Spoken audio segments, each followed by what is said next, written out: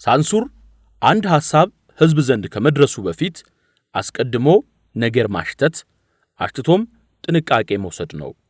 በነጻነት የተገለጸን ሐሳብ ማፈንና ማቃጠል ዋነኛ መገለጫው ነው ይላል ዶክተር እንዳለጌታ ከበደ እስረኞቹ በሚለው መጽሐፉ ላይ።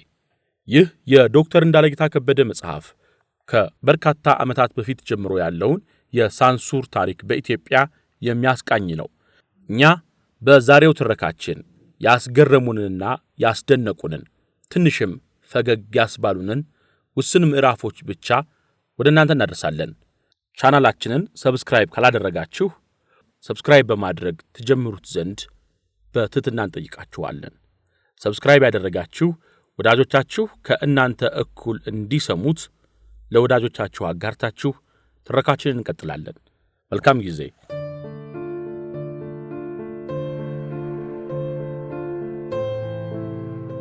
ጠርጥር ከገንፎ አይጠፋም ስንጥር።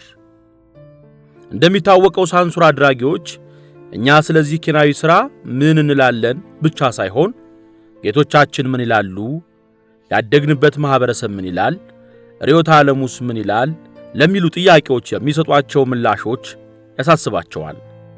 የአፄ ኃይለ ሥላሴ ሥርዓት ወድቆ የደርግ መንግሥት ሲመጣም እፎይ ለማለት ካልታደሉ ደራሲያን መካከል ኢዩኤል ዮሐንስ፣ አቤ ጉበኛ፣ ተስፋዬ ገሰሰ፣ ሎሬት ጸጋዬ ገብረመድኅን እና ተስፋዬ አበበ ተጠቃሾች ናቸው። በተለይ ጸጋዬ የሳንሱር ክርን የበረታበትና ዕድሜ ልኩን ተደላድሎ እንዳይተኛ የተፈረደበት ይመስላል። በተደጋጋሚ ተገፍቷል፣ ታስሯል፣ በአማላጅ ጉትጎታ ተፈቷል። ከዚህ ሥርዓት ጋር ተያይዞ ከደረሱበት እንግልቶች አንዱን አጋጣሚ እንዲህ ያስታውሰዋል። ጋሞ የተሰኘው ቲያትሬ ሲታይ የደርግ መንግሥት በጣም ተቆጣ። በአሳር ነው ያመለጥኩት። እንዲያውም ለወዳጄ ለፕሬዝዳንት ሴዳር ሴንጎር የሴኔጋል ፕሬዝዳንት የነበሩ ቴሌግራም ልኬ እሳቸው ስለኔ ጣልቃ እየገቡልኝና ለአምነስቲ ኢንተርናሽናል ጭምር ጽፈው ነው የዳንኩት። ከዚያ በፊትም በአቡጊዳ ቲያትርም ታስሬ ነበር። የአቡጊዳን ቲያትር ደርግ ፈጽሞ አልወደደውም። በዚህ የተነሳ እስር ቤት ስገባ የአፍሪካ ጠቢባን ወዳጆቼ ሕይወቴን ያተረፉት ባደረጉት የአቤቱታ መረባረብ ነው። ስለዚህ ደርግም እጁን ለዘብ ባደረገው እንጂ እስር ቤት ሳለሁ እኔን እስከ ማጥፋትም ድረስ ታስቦ ነበር። ይህ አይነቱ ነው እንግዲህ የሦስተኛው ዓለም የጥበብ ሰው መከራ። ከእስር ቤት በወጣም ለ6 ዓመት ደሞዝ አልተሰጠኝም። በ1977 ዓ.ም ጸጋዬ ገብረመድኅን የኢሰፓ ርዕዮተ ዓለም መምሪያ ጓዶች በተገኙበት ጉባኤ አዳራሽ ተብሎ በሚጠራው ስፍራ አንድ ቲያትር አቀረበ። መሪ ተዋናዩም ወጋየሁ ንጋቱ ነበረ። ወጋየሁ በተውኔቱ ውስጥ መሪ የሆነውን ማለትም የሌባ ሻዩን ገጸ ባህሪ ሊጫወት ዝግጁ ሆነ።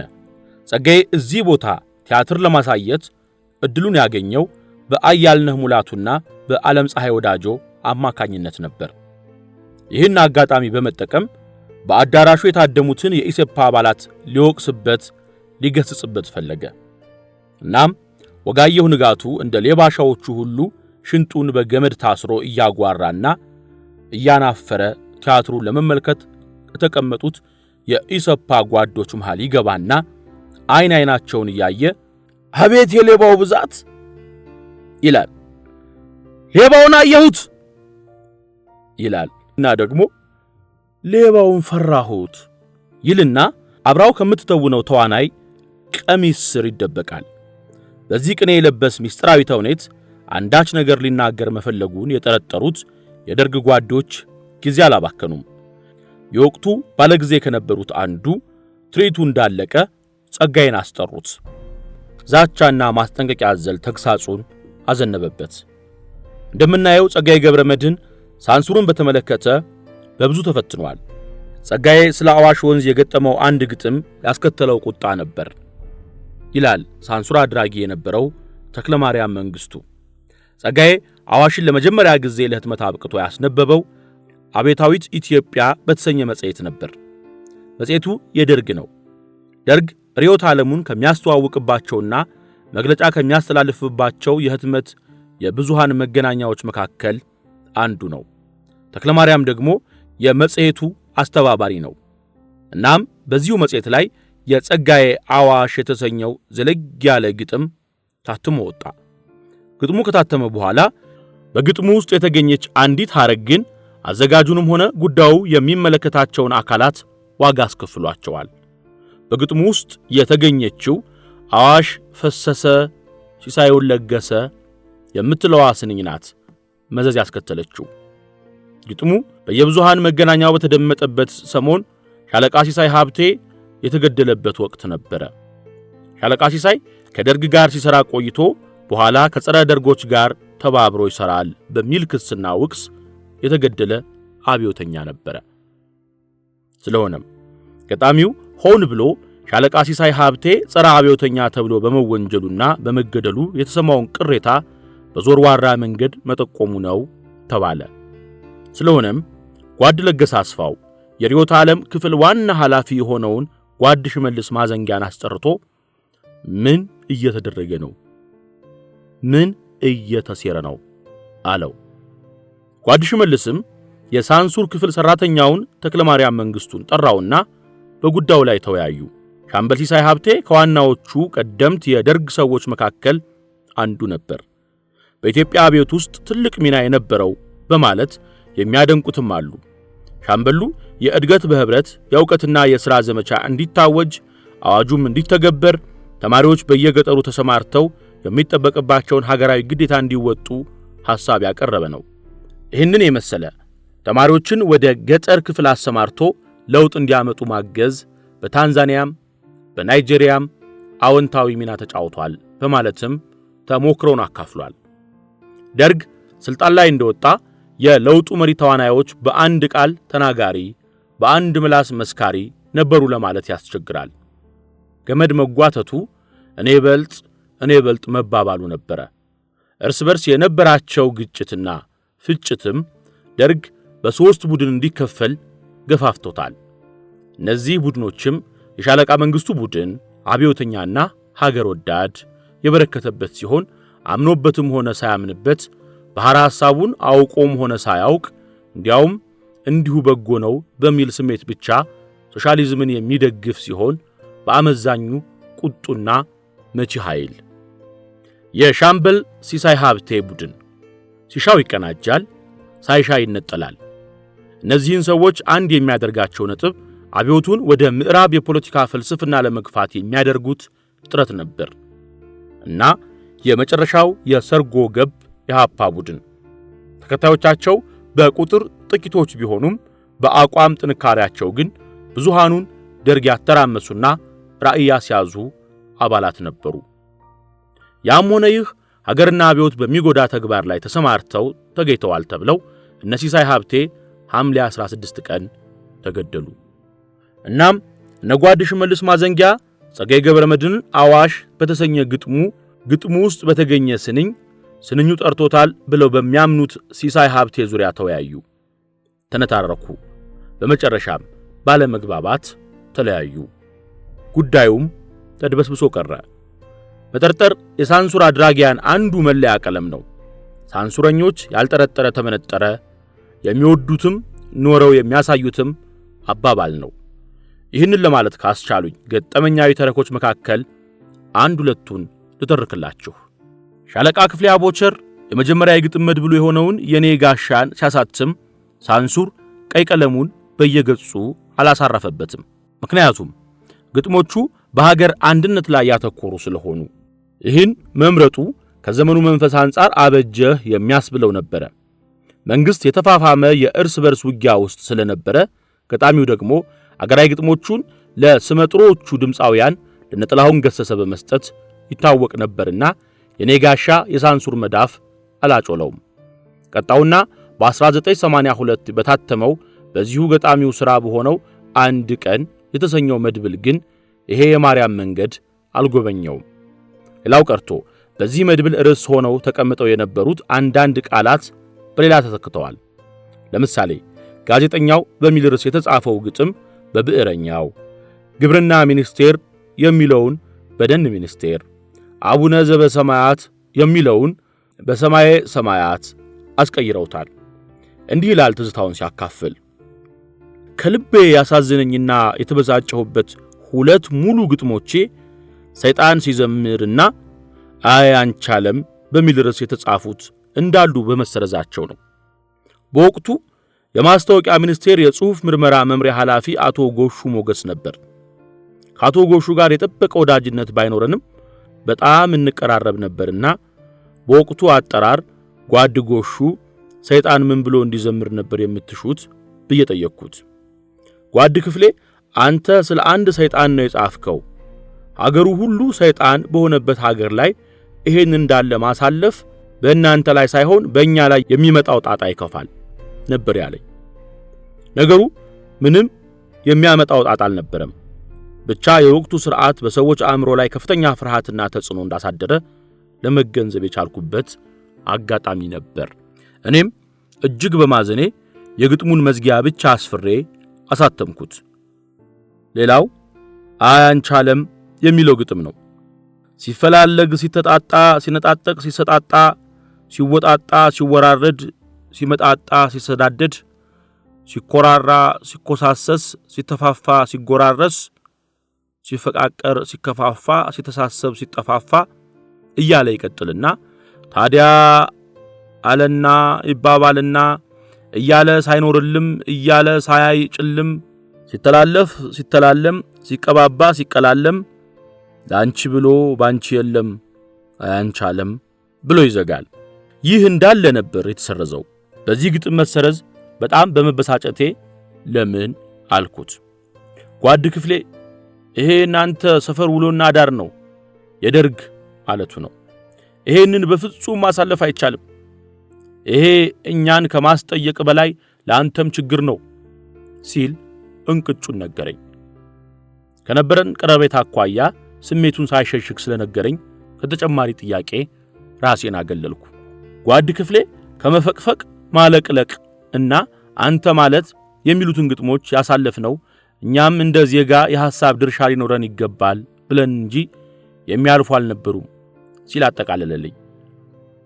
ሌሎችም ከመሃል የተቆነጣጠሩ ነበሩ።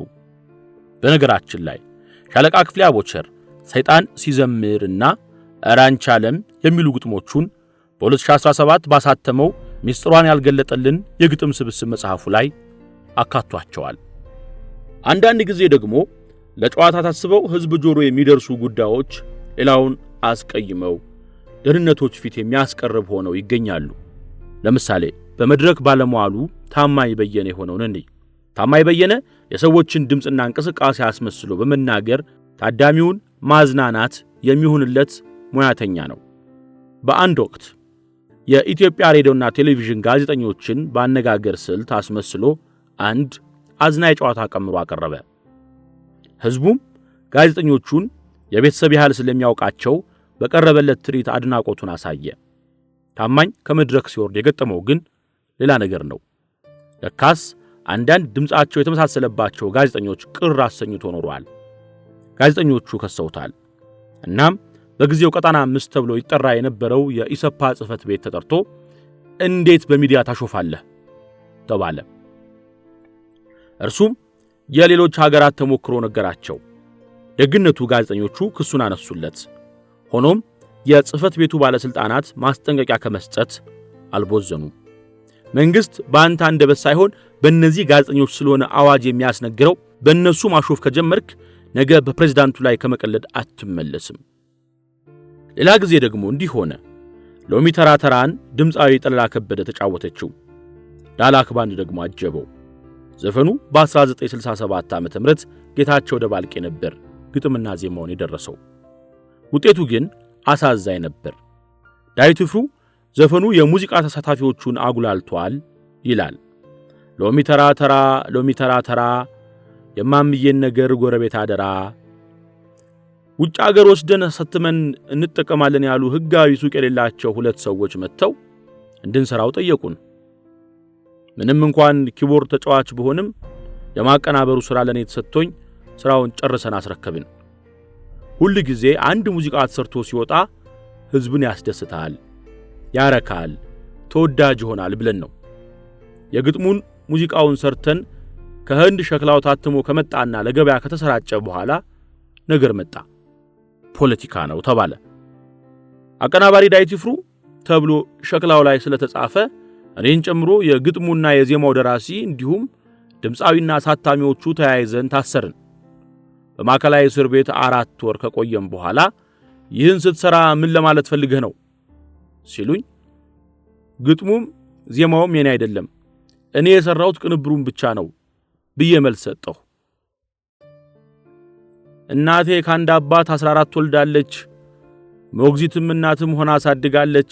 ሞግዚቷ በማጣቷ አሁን ታለቅሳለች። አባባም ተግዞ ወኒ ገብቷል አሉ። ጋሻዬም ጤናቶ ከሀገር ወጥቷል አሉ። ወራሽ ነኝ ይል ጀመር አንዳንድ ዲቃላ ከአማካሪው ጋር ተሻርኮ ሊበላ። ግጥሙ ምን እንደሚል አላወቀውም ነበር ሲሉኝ እኔ ሳቀናብር ግጥሙን የማየት ልምድ አልነበረኝምና ኧረ በፍጹም ስላቸው የሆነ ስድብ ተሰድቤ በሉ ውጡ ተብለን ወጣን። 4 ወር እንደ 4 ዓመት ረዝሞብኝ ያሳለፉት ጊዜ በመሆኑ አረሳውም። ከዚያ በፊትም በኋላም የክብር ዘበኛ በሳንሱር የተነሳ ችግር ያጋጥማቸው እንደነበር በጆሮ ከመስማት ባለፈ በእኛም ላይ ስላየነው እውነታውን ለማረጋገጥ ችያለሁ። ምንም እንኳን በወቅቱ በሎሚ ተራተራ ዘፈን ሰበብ የተጉላሉት ዘፋኞች ዘፈኑ ለምን ያህል ለመከራ እንዳልዳረጋቸው ባያውቁም እንደኔ የሚጠቅሰው ድባብ የሀገር ለቅሶን ያስታውሳል። ለሀገር ጥሪን ይመስላል። አገር ሰው አጣሁ የምትል ይመስላል። ከዳር እስከ ዳር 14ቱም ክፍለ ሀገሮች በመጣራት ላይ መሆናቸውንና አሁን ያለው ዲቃላ መንግስት መሆኑንና ተሻርኮ ለመብላት ማሰፍሰፋቸውን ተነግሮበታል ብለው ይመስለኛል ከያንያኑን ማጉላላታቸው። ከያንያኑ በዚህ ጊዜ አንዳንዶች ይህ ቀን ያልፋል እያሉ በሉ የተባሉትን አሉ። አንዳንዶች ሕይወታቸውንም መንገዳቸውንም በአብዮቱ እጅ መሆኑን እናምናለን፣ አምነንም ትግሉ እንዳይቀለበስ አስተዋጽኦ እናደርጋለን የሚሉ ነበሩ።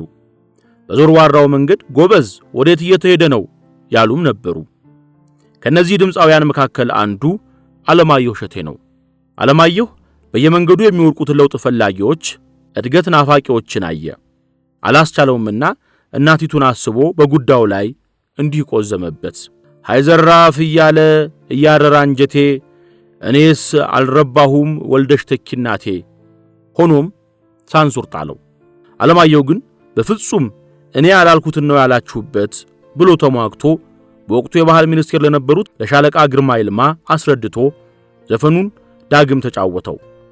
አለማየሁ ችግርሽ በእኔ ያልፋል እና ማን ይሆን ትልቅ ሰው የሚሉ ዘፈኖቹ በዚህ ሥራ ከታገዱበት ዘፈኖቹ መሃል የሚመደቡ ናቸው። አንዳንዴ ደግሞ ምን ያለበት ምን አይችልም እንደሚባለው የሚሰሙት የሚያነቡትና የሚያዩት ነገር ሁሉ ለራሳቸው አጠጋግ የመተርጎም አዝማሚያም ነበረ።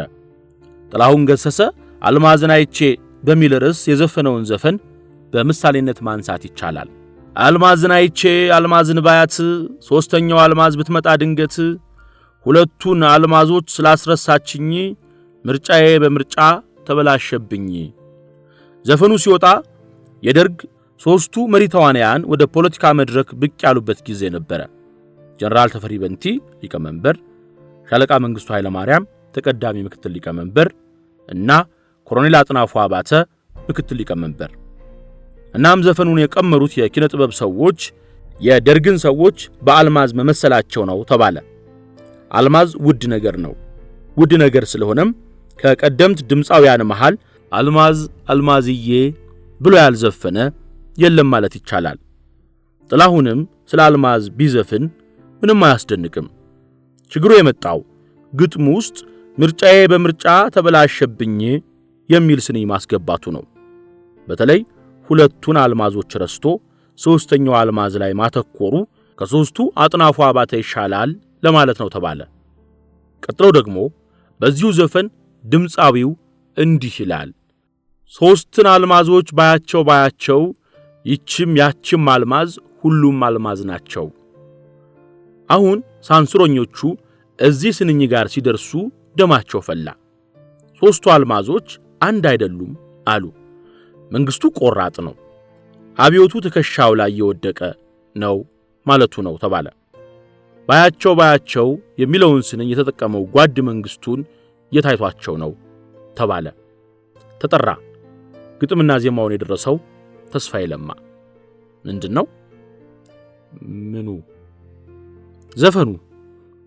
ያው ዘፈኑ አብዮቱ ላይ መቀለድ፣ ለደርግ ሊቃነ መናብርት ላይ መዘባበት ተገቢ ነው?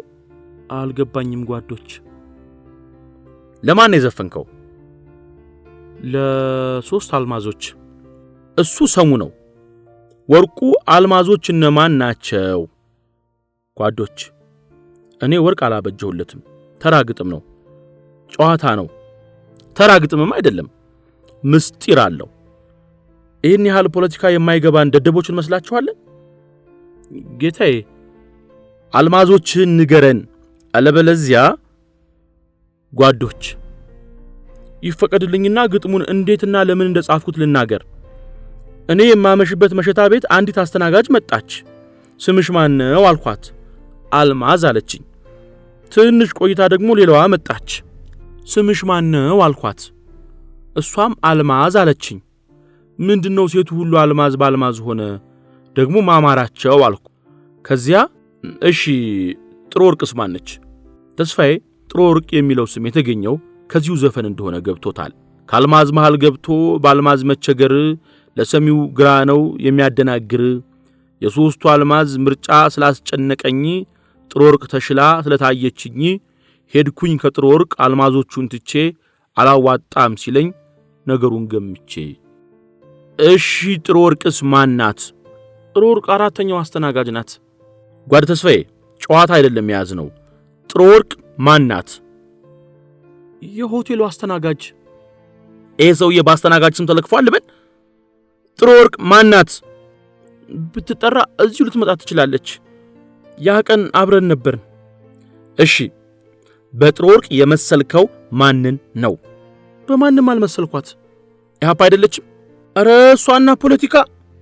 በጥሩ ወርቅ የመሰልከው ኢህአፓን ነው።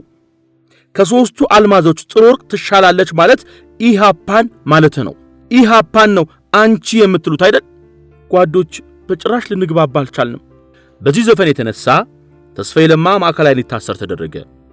እርግጥ ወቅቱ ቅንያዊ ነበረ። ፖለቲከኞች እርስ በርስ ሐሳብ የሚለዋወጡበት ቋንቋ ሚስጥራዊ ነው። አንዱ ለአንዱ የተሰወረ ሚስጥር ቋት ነው። በንግግር የሚሆን በአጫጭር ጽሑፍ መልእክት ሲለዋወጡ ተጠንቅቀው ነው። ምሳሌ ይሆን ዘንድ መይሶን በአንድ ወቅት ያሰራጨውን ጽሑፍ ቀጥለን እንይ። ውባየሁን ለማግኘት ብዙ የሚተናነቁ ኃይሎች አሉ። መላኩ በአንድ በኩል እነጌታቸውና የጌታቸው ልጅ በሌላ በኩል እየተፋለሙ ናቸው። የውባየሁ ቤተ ዘመዶች መላኩን ይመርጣሉ። ውባየሁም የምትወደው መላኩን ነው። ነገር ግን ጌታቸው ብዙ ሀብታም ወገኖች አሉት። በውባየሁና በቤተ ዘመዶቿ ላይ ከፍ ያለ ተጽዕኖ ያደርሳሉ። አጋፋሪ ያገዛቸው ነው። ሽማግሌውም ገላጋይ መስሎ ለራሱ ሊያደርጋት ይፈልጋል። ሆኖም አሁን ባለው ሁኔታ ግራ የተጋባ ይመስላል። ትግሉ አሁንም እየተካሄደ ነው። ይህን መልእክት ለመረዳት መፍቻ ይፈልጋል። መፍቻውም እንደሚከተለው ነው። ውባየሁ ማለት ኢትዮጵያ ናት። መላኩ መኢሶን፣ ጌታቸው ፊውዳሊዝም ወይም ኢዲዩ፣ የጌታቸው ልጅ ኢሃፓ፣ ቤተ ዘመድ ሰፊው ሕዝብ፣ ሀብታም ወገኖች ኢምፔሪያሊዝም፣ አጋፋሪ ቢሮክራሲ፣ ሽማግሌ ደርግን ይወክላሉ። ስለሆነም ሳንሱር አድራጊዎቹ ይህንን መሰል ነገር ሲገጥማቸው ያልተገባ ምርምር ውስጥ ይገባሉ። ሁሉንም ነገር በሚያውቁት ፖለቲካ ይመስላሉ። ደግሞ ሌላ ቀን ጥላሁን ገሰሰ አዲስ ዘፈን አውጥቶ የሚደመጥበት ሰሞን ነበረ። ገጣሚው አሁንም ተስፋዬ ለማ ነው። እናም አልበሙ በደርግ ሰዎች ተደመጠ፣ ተጠረጠረ፣ ተጠራ። ግጥሙን የጻፍከው አንተ ነህ? አዎ እኔ ነኝ። ባለፈው እዚህ ምርመራ ክፍል መጥተህ ነበር። በትክክል። ለምን መጥተህ እንደነበር አስታውሰኝ እስኪ። ለነ አልማዞች ዘፍኜ እና አልማዝ አትበል። አልማዝን ስለዘፈንክ። አልማዝ ማለት ስላበዛህ ስለ አልማዝ ዘፈንክ ማለት አይደለም። ባለፈው የተጠራኸው ስለ ጥሩ ወርቅ ስለዘፈንክ ነው። ጥሩ ወርቅን ስለመረጥክ ነው። ጓድ ጥሩ ወርቅ፣ ይቅርታ አርቲስት ተስፋዬ ለማ። አቤት። እረፉ። ተስፋዬ ለማ ገባው። አንተ ኢሃፓ እየተባለ እንደሆነ ገባው። አሁን የመጣው ስለዚህ እንድናወራ አይደለም። አሁንም ጥላሁን ገሰሰ ስለዘፈነው ማለት ስላዘፈንከው ዘፈን ማብራሪያ እንድትሰጥ ነው። ዝግጁ ነኝ ጓድ። ዘንድሮ የስንቱ ተወርቶ የስንቱ ተነግሮ በዚያኛው ተገድመን ጥቂት ሳንቆይ በዚህኛው መባስ አያስቅም ወይ? ይሄንን ግጥም የጻፍኩት ብሎ ተስፋዬ ማብራራት ሊጀምር ሲል እንደተለመደው ልታምታታ ነው። ላንተ የሚገባህን እኛ ነን የምናውቀው። በግጥሜ የተናገርከው ገብቶናል፣ የነገርከን ደርሶናል። ትሻለን ትቼ ትብስና ገባሁ ለማለት ነው ብሎ አቋረጡት። አረ የዘውድ ሥርዓት የከረፋ ቢሆንም የደርግ ይብሳል ለማለት ነው። ሁሉ ነገር ስንት ዘመን ኖሮ በጣም ያስገርማል። ጉዳየን ዘንድሮ ብልሃል እኮ። ተስፋዬ ዝም። ስማ፣ የንጉሠ ነገሥቱን ባለሟሎች የገደልናቸው ሕዝቡን ስለበሉት ነው። በሉት ነው የሚባለው። ያው ሕዝቡን አስርበው እነሱ፣ እናንተ ደግሞ መታችሁ የስንቱ ተወርቶ የስንቱ ተነግሮ ትላላችሁ። እኛ ለውጥ መጥቶም አየነው ነው ያልነው። መስማማት አልቻሉም። እናም በዚህ ግጥም የተነሳ ጥላሁን ገሰሰና ተስፋዬ ለማ ለጥቂት ጊዜያት እንደታሰሩ ሆነ።